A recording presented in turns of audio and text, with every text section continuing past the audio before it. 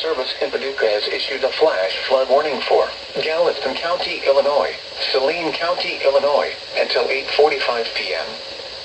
At 4:53 p.m., local law enforcement reported street flooding with cars and water in Harrisburg. Between 1 and 2 inches of rain have fallen. Additional rainfall amounts of 0.5 to 1 inch are possible in the warned area.